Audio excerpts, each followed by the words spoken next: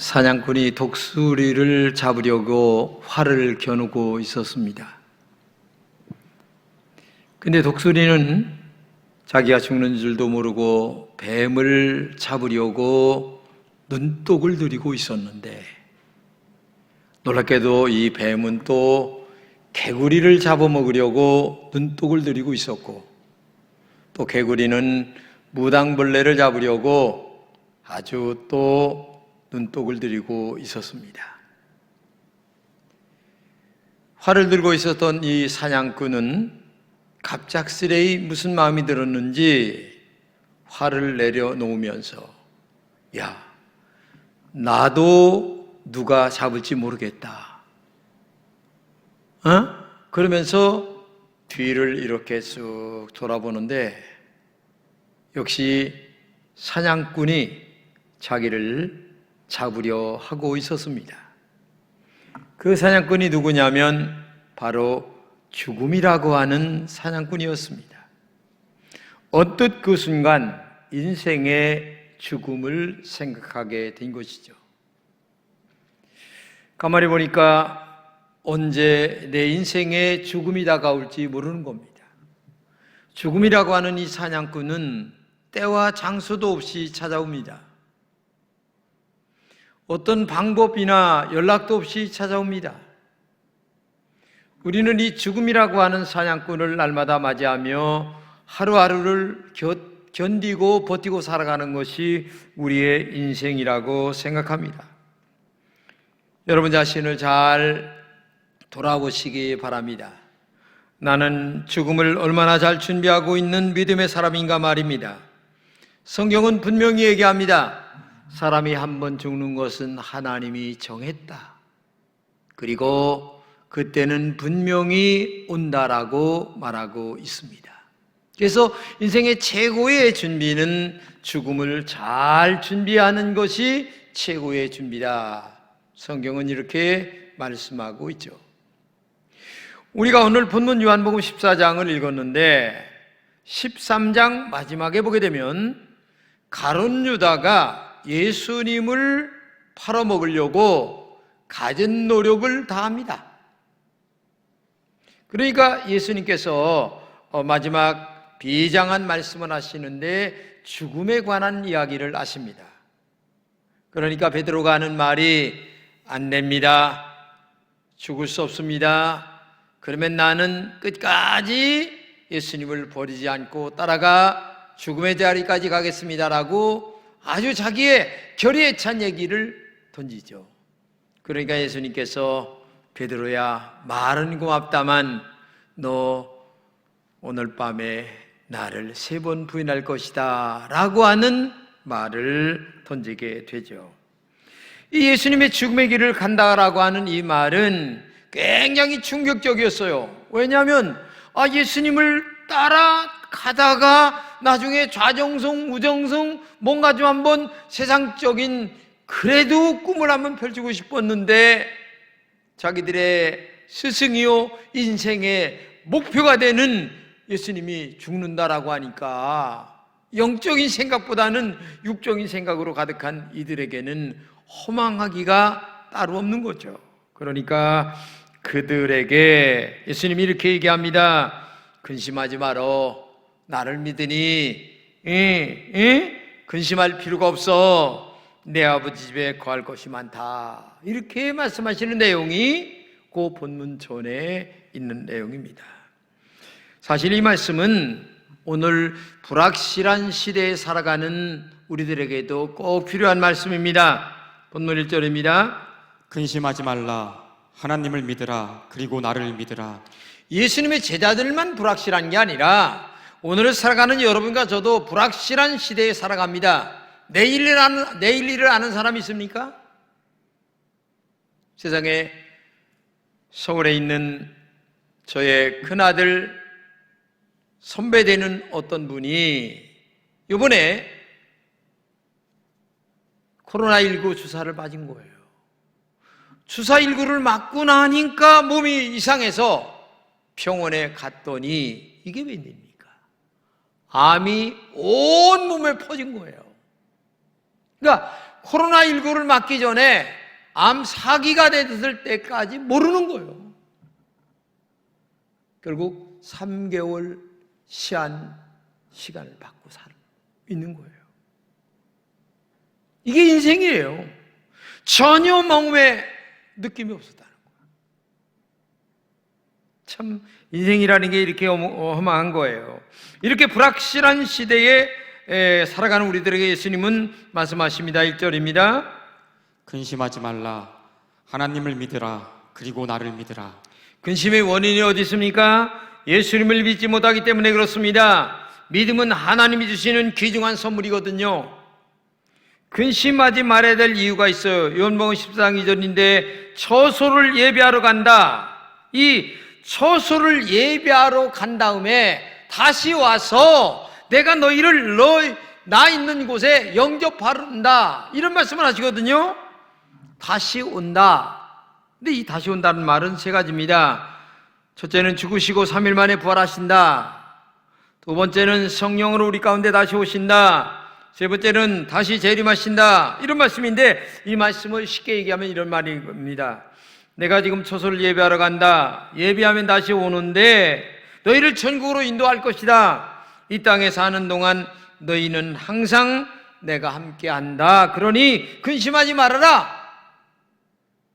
뭘로 함께 하십니까? 말씀으로 함께하고 성령으로 함께한다.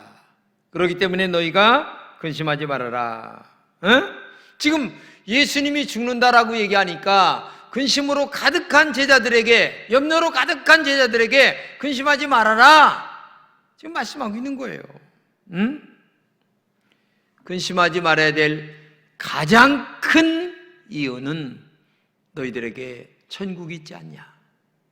그리고 내가 성령과 말씀으로 너희와 함께하지 않느냐. 그렇기 때문에 너희들은 근심하지 말고 살아가야지. 이 지금 말씀을 하고 있다는 얘기입니다. 그러면 예수님은 왜 근심에 떠는 제자들에게 천국 이야기를 했을까요? 죽음을 이기는 가장 큰 비결은 천국이라는 그것이 최고의 비결이기 때문에 그렇습니다. 안 죽을 자가 누가 있겠습니까? 다 죽어요. 근데 죽는 자들에게 천국이라고 하는 것이 최고의 소망입니다. 여러분, 제가 우리 친구들에게 농담 삼아 얘기하는데, 야, 넌 잘못하면 지옥 가. 그러니까 아주 소리를 뻥뻥 지르면서 왜 지옥 가라고 그러냐고 그냥. 근데 안 믿는 자들도 천당 가고 싶은 마음은 있어요. 신앙생활 안 하면서도. 이게 인간의 본심이거든요. 응? 지옥 얘기했다가는 큰일 나거든요.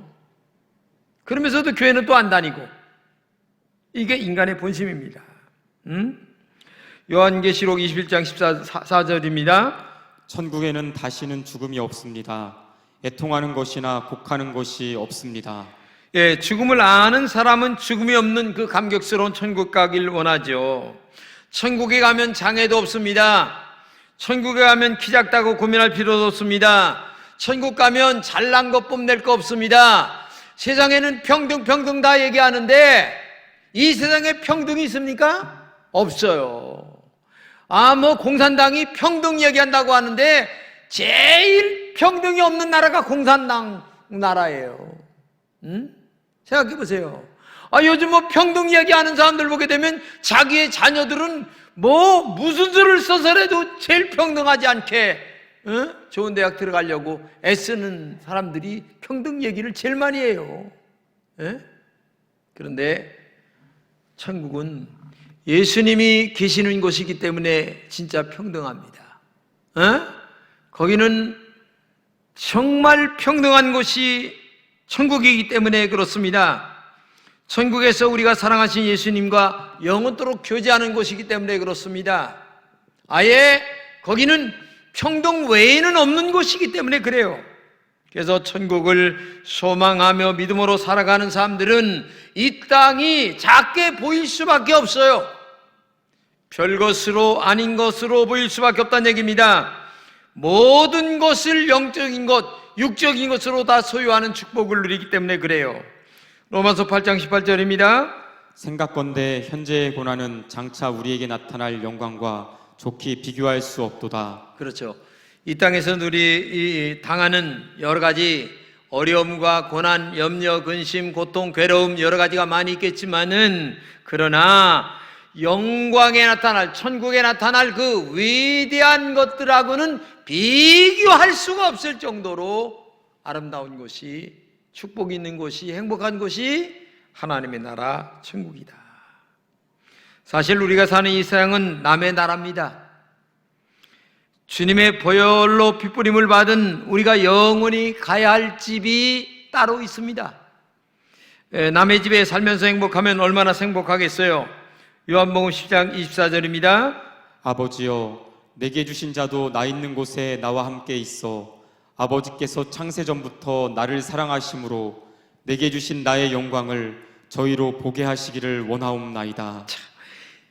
내가 있는 그 아름다운 영원한 하나님의 나라에 나에게 주신 자, 즉 예수 그리스도를 믿는 자들도 볼 수 있는 영적인 눈이 열리기를 원합니다. 믿을 수 있는 신앙이 있기를 원합니다.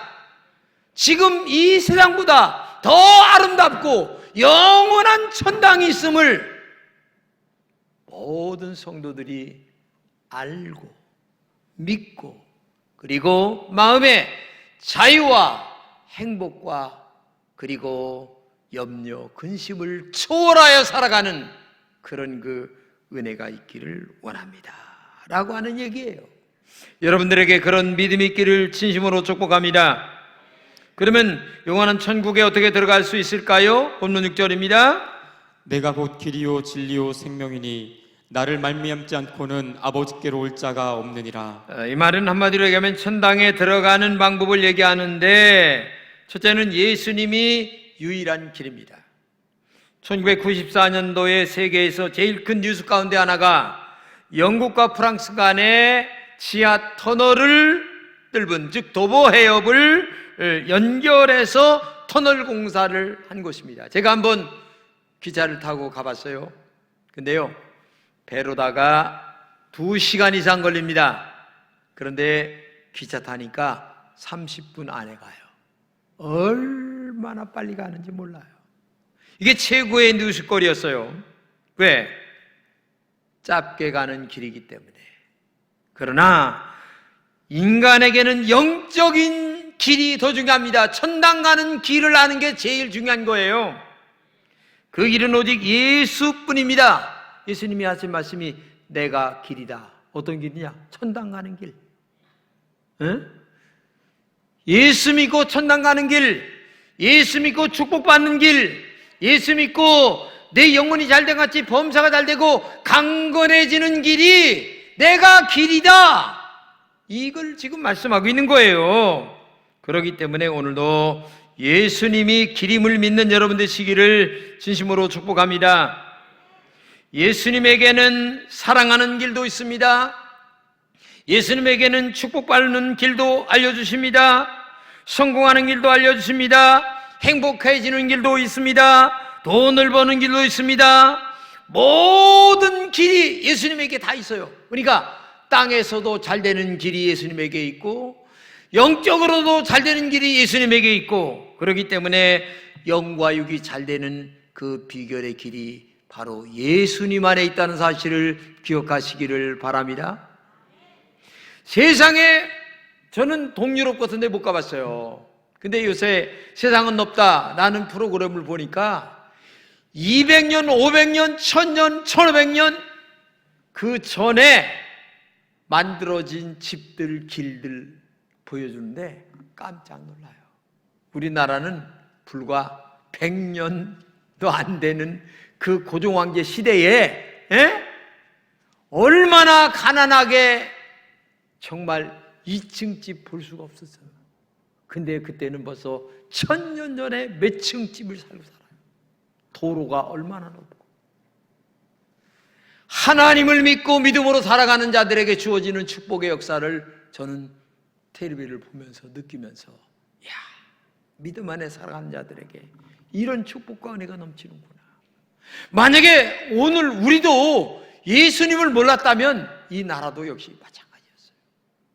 예수가 들어옴으로 병원이 들어오고 학문이 들어오고 그 다음에 신앙이 들어오면서 머리가 깨이고 볼 수 있는 영적인 눈이 열려서 오늘 이 대한민국이 여기까지 발전됐다고 하는 사실을 꼭 기억하면서, 그렇기 때문에 오늘도 예수님이 길이심을 믿는 여러분 되시기를 진심으로 축복합니다. 두 번째는 예수님은 유일한 진리이십니다. 이 진리라고 하는 말은 두 가지가 있어요. 하나는 유일하다, 또 하나는 뭐냐? 변하지 않는다.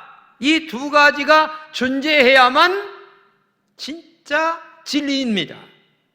그런데 진리는 변하지 않고 변하는 것은 과학인데 많은 사람들은 과학을 진리처럼 믿고 있어요. 물론 진리라고 얘기할 수도 있겠죠. 그러나 진짜 영원한 진리는 예수 그리스도 하나님 그분밖에 없다고 하는 사실을 우리가 알아야 돼요.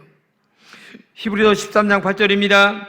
예수 그리스도는 어제나 오늘이나 영원토록 동일하시니라. 영원히 변하지 않는 동일하신 그분이 예수 그리스도 하나님 그분밖에 없습니다. 요한복음 8장 32절입니다. 진리를 알지니 진리가 너희를 자유케 하리라. 이 진리를 진짜 알 때에 이 땅의 고난과 역경과 눈물과 고통 위에서 진정한 자유함을 누리며 살아갈 수 있는 영적인 자유, 육적인 자유가 그때부터 우리에게 주어진다는 사실을 우리가 알아야 된다는 얘기입니다. 사도 바울은 이 진리 되신 예수님을 만난 후에 이렇게 얘기합니다. 빌립보서 3장 8절입니다. 또한 모든 것을 해로 여김은 내 주 그리스도 예수를 아는 지식이 가장 고상함을 인함이라. 내가 그를 위하여 모든 것을 잃어버리고 배설물로 여김은 그리스도를 얻고. 예수 그리스도를 알기 전에 사도 바울은 얼마나 교만했습니까? 왜? 최고의 학부, 최고의 권위, 모든 것을 다 가진 자였기 때문에 목에 힘줄만 했어요. 근데 예수님을 만나고 나니까 이거는 배설물이다. 뭐냐? 똥이다. 근데 우리는 똥을 가지고 최고로 살아가고 살려고 그래요. 왜? 최고의 가치가 뭔가를 아직도 모르기 때문에 그래요. 교회를 다니면서도 말로는 예수님이 최고다 얘기하는데 삶의 가치관을 느낄 때에는 돈이, 명예가 최고로 알다 보니까 아직도 이 예수 그리스도의 최고를 모르고 살다는 얘기예요. 나는 여러분들에게 부탁합니다. 최고의 가치를 정말 만나고 알고 느끼고 체험하는 은혜가 있기를 진심으로 축복합니다. 이게 바로 영원하시고 유일하신 예수 그리스도 그분, 진리 그분을 알아야 된다. 세 번째는 유일하신 생명이 예수님이십니다. 11장 25절입니다. 나는 부활이요 생명이니 나를 믿는 자는 죽어도 살겠고 살아서 나를 믿는 자는 영원히 죽지 아니하리라. 참 놀라운 얘기입니다. 예수님만이 영원한 생명이라는 얘기입니다. 요한일서 5장 11절입니다. 또 증거는 이것이니 하나님이 우리에게 영생을 주신 것과 이 생명이 그의 아들 안에 있는 그것이니라. 아들이 있는 자에게는 생명이 있고 하나님의 아들이 없는 자에게는 생명이 없느니라. 여러분, 이 영적인 이 비밀을 여러분들이 얼마나 간직하고 알고 살고 있는지 모르겠어요. 아들이 있다고 하는 말은 예수님을 나의 구주로 영접한 자에게는 진짜 하늘의 생명이 있고, 그 다음에 마음에 예수님을 영접하지 않은 자는 진짜 영적인 생명이 그의 마음속에 없다라고 하는 얘기입니다. 여러분, 예수님 안에서만 죽음과는 상관이 없는 영생이 주어졌음을 믿으시기 바랍니다. 영원한 생명이신 예수 그리스도를 영접한 자는 영원한 생명을 마음에 얻게 되어 있는 것입니다. 그렇기 때문에 예수를 믿는다라고 하는 말은 최고의 축복입니다. 단순히 마음의 평안만을 얻는다는 게 아니에요. 인간 최고의 두려움인 죽음의 문제를 해결받습니다. 그래서 이 땅에서 두려움이 없는 삶을 살아갈 수가 있어요. 예수를 믿는 것이 죄와 죽음의 법에서 해방되어 영원한 자유를 누리며 살아갈 수 있는 은혜가 정말 우리 안에 있다는 얘기입니다. 같은 집에 살아도 아들과 하숙생은 전혀 다릅니다. 오늘 예수 믿는 사람 가운데 하숙생처럼 예수 믿는 사람들이 많아요. 내가 믿는 예수가 정말 길이요 진리요 생명이라고 하는 확실한 믿음을 갖고 살아간 사람들이 적다는 얘기입니다. 현대는 근심의 시대입니다. 현대인은 겉으로는 즐거워 보이지만 마음 기쁜 곳에 근심의 구름에 쌓여 살아가고 있어요. 현실적으로 먹고 사는 일 때문에 근심으로 가득합니다. 진짜 궁극적으로는 죽음의 문제 때문에 정말 마음에 답답합니다. 그렇기 때문에 이런 문제를 해결하는 길은 오직 예수 그리스도 외에는 없다는 것을 꼭 기억하시면서 정말 최고의 가치를 갖고 최고의 가치를 붙들고 살아가는 우리 모든 성도들이 되시기를 진심으로 축복합니다. 제가 암으로 병원에서 죽을 고비를 넘기고 있을 때입니다. 처음에 3일 동안은 암인 줄을 집사람이 나에게 얘기를 안 했기 때문에 몰랐어요. 근데 3일이 지났는데도 자꾸 검사를 한다는 거예요. 간다고 얘기했는데. 보니까 이게 암이기 때문에 검사를 하는 거예요. 그래서 5일인가 지나서 암이 알게 됐는데 정말 낙심이 되더라고요. 아, 나는 죽는구나 라고 하는 이 문제 앞에서 목사도 믿음이 없더라고요. 그래서 제가 자신에게 야, 너 목사 맞냐? 너 교인들에게 맨날 천당 얘기했잖아.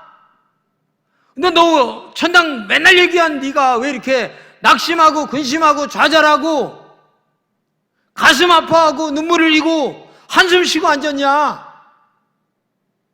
제 자신이 그랬었어요. 제가 기도를 많이 했어요. 하나님, 제가 목사 맞습니까? 인간은 별 수 없더라고요.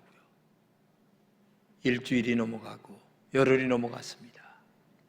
그러면서 계속 기도를 하는데 성령 하나님이 저의 마음속에 찾아오시면서 마음에 위로를 주시고 안심이라는 평안이라는 것을 주시는 거예요. 죽음은 천국이 있잖냐. 하나님 나라 가잖아. 그런데 너 왜 이렇게 근심 걱정 많이 하냐. 그러면서 마음의 평안을 딱 주시는데 이게 내려놓는 것이 뭔가를 알았어요. 모든 것을 내려놓게 되더라고. 그래, 어차피 인생은 한 번 왔다 가는 건데 하나님이 내 안에 계시고 나에게 천당이 있다는 것을 주시니 너무너무 감사하다.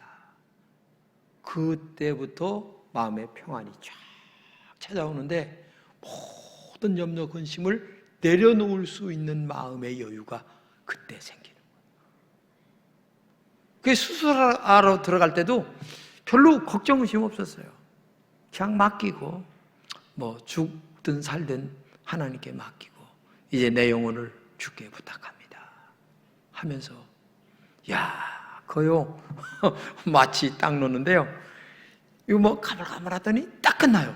근데 그 전에 기도를 하는 거야. 주여, 내 영혼을 주께 부탁합니다. 끝. 근데 나중에 11시간 만에 제가 깨어났는데 살아난 거요. 할렐루야 하고 왔는데 저는 그때 제가 느끼면서 길이요 진리요 생명이 되신 예수님을 다시 두 번째 처음 예수 믿을 때 만났던 그 예수님을 다시 만나는 그 기쁨이 너무 큰 거예요. 그래서 지금은 모든 것을 다 내려놓고 살아가니까 마음에 행복해요. 근심 걱정이 없어요. 밥 세 끼만 먹으면 된다.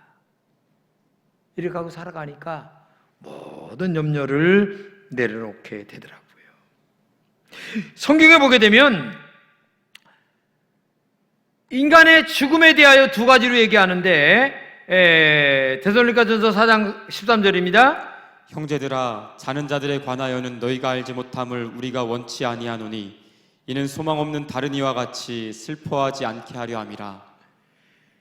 예수님을 마음에 영접하고 죽는 자들을 갖다가 성경은 잔다라고 얘기합니다. 예수님이 재림할 때 언젠가는 깨어난다는 얘기입니다. 그렇기 때문에 소망 없는 다른 이와 같이 슬퍼하지 말라. 그리고 예수님이 부활하신 것 마냥 너희들도 부활한다.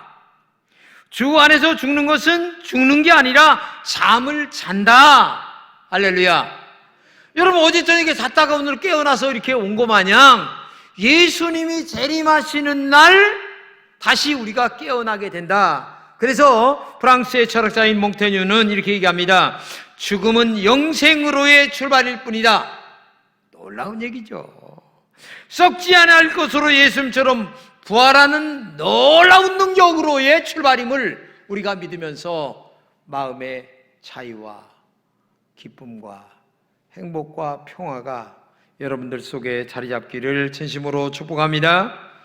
코로나로 말미암아 지쳐있는 이 시대, 고난 속에 있는 이 시대, 여러 가지 사업장과 근심거리가 많은 이 시대에 길이요 진리요 생명이 되신 예수 그리스도를 마음 중심에 모시고 모든 것을 다 내려놓고 믿음 안에 기도하시면서 정말 성령이 주시는 하늘의 평안과 그리고 위로가 여러분들에게 함께 하시기를 진심으로 축복합니다. 그 예수 그리스도가 나의 구주가 되십니다. 그 예수는 동일하십니다. 지금도 성령으로 여러분들과 함께 하시기를 진심으로 축복합니다. 기도하겠습니다. 하나님 감사합니다. 우리 금천의 모든 성도들에게 길이요 진리요 생명이 되신 성령 하나님께서 우리 모든 성도들에게 함께하는 은혜가 있기를 간절히 바라고 원합니다. 주여, 저들에게 은혜를 더하여 주옵소서. 성령으로 신방하여 주시옵소서. 마음에 위로하여 주시옵소서. 마음의 용기를 더하여 주시옵소서. 성령으로 충만하게 하여 주시옵소서. 그리하여 고난과 육공 속에 있을 때마다 용기를 백배 가지고 믿음으로 큰 승리하는 하나님의 종들이 되게 하여 주옵소서. 죽음보다도 큰 믿음을 갖게 하여 주옵소서. 하늘의 거룩한 신령한 능력이 저들과 함께 하심을 믿게 하여 주옵소서. 오늘도 이 믿음을 가지고 힘들고 어려운 여정을 이겨나가는 근심 속에 있는 제자들처럼 내가 길이요 진리요 생명이라는 예수님을 믿고 승리하는 우리 성도들이 되게 하여 주시옵소서. 예수님의 이름으로 기도드립니다. 아멘.